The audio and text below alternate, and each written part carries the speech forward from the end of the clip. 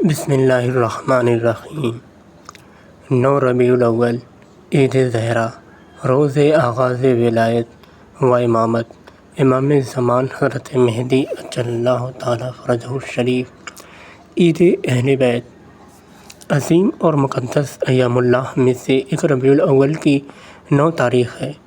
یہ مقدس اور مبارک دن حضرت ولی اللہ اعظم امام مبین بقیت اللہ فی الارضین موعود الانبیاء والمرسلین کی ولادت و امامت کے آغاز کا دن ہے۔ ظلم و استکبار اور استضعاف سے رہائی اور نجات و خلاص کے منتظرین پر لازم ہے کہ اس روز کو عقیدت و احترام کے ساتھ منائیں اور اس کی تعظیم کو اپنے لیے فخر و اعزاز سمجھیں۔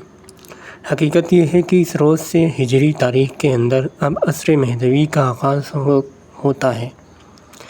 گویا 9 ربیع الاول کو عید منانے کا حقیقی فلسفہ آغاز ولایت امام زمان عجل اللہ سے اسی روز سے مولائے عصر و امام زمان کی ولایت و امامت کا آغاز ہوا ہے، اور آپ علیہ السلام ہمارے زمانے کے امام ہیں، تو 9 ربیع الاول یوم اللہ کیوں نہ ہو؟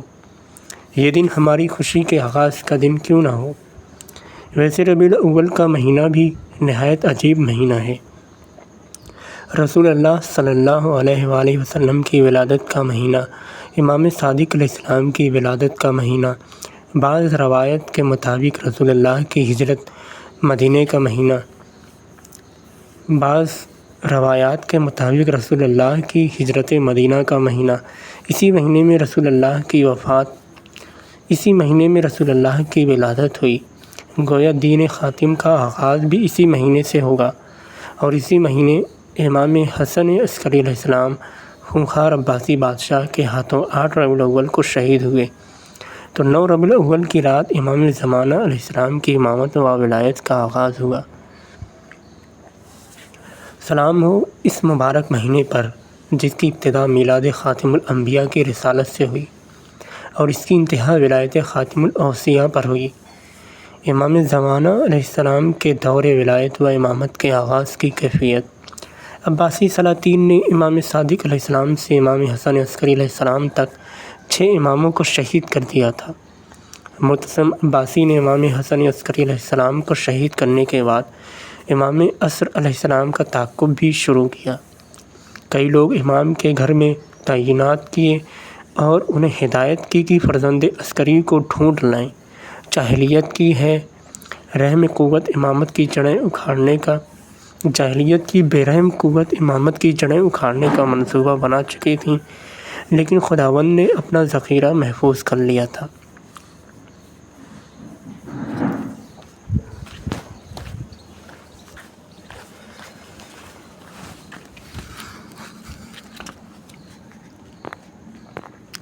پیغمبر نے فرمایا کہ میرے فرزند امام مہدی میرے ہم نام ہیں، اور آپ کی کنیت بھی میری کنیت ہے، اور صورت و سیرت میں دوستوں سے بہت زیادہ مجھ سے مشابہت رکھتے ہیں۔ آپ کے لیے لمبی غیبت کبریٰ ہے جس میں بہت سے لوگ گمراہ ہو جائیں گے اور تھوڑے سے لوگ باقی رہیں گے، اور اس کے بعد میرے یہ فرزند چمکتے ستارے کی مانند طلوع کریں گے اور زمین کو عدل و انصاف سے پر کر دیں گے، جس طرح کہ یہ ظلم و ستم سے بھر چکی ہوگی۔ آج 9 ربیع الاول ہے، جس دن رسول صلی اللہ علیہ وآلہ وسلم کے اہل بیت نے سانحہ کربلا کے بعد اپنا سوگ ختم کیا تھا۔ اسے عید زہرا سلام اللہ علیہا بھی کہتے ہیں اور عید شجاع بھی۔ تمام مسلمانوں کو یہ عید بہت بہت مبارک ہو۔ مورخین کا اتفاق ہے کہ جناب مختار نے حضرت حنفیہ کی خدمت میں قاتلان امام علیہ السلام کے سروں کے ساتھ ایک خط بھی اس مضمون کے ساتھ لکھ کر بھیجا تھا کہ میں نے آپ کے مددگاروں اور ماننے والوں کی ایک فوج آپ کے دشمنوں کو قتل کرنے کے لیے موصل بھیجی تھی۔ اس فوج نے بڑی جوانمردی اور بہادری کے ساتھ آپ کے دشمنوں کا مقابلہ کیا اور بے شمار دشمنوں کو قتل کیا، جس سے مومنوں کے دلوں میں مسرت کی لہر دوڑ گئی اور آپ کے ماننے والے نہایت خوش اور مسرور ہوئے۔ اس سلسلے میں سب سے بڑا کردار ابراہیم ابن مالک اشتر نے ادا کیا، جو سب سے زیادہ تحسین و آفرین کے مستحق ہیں۔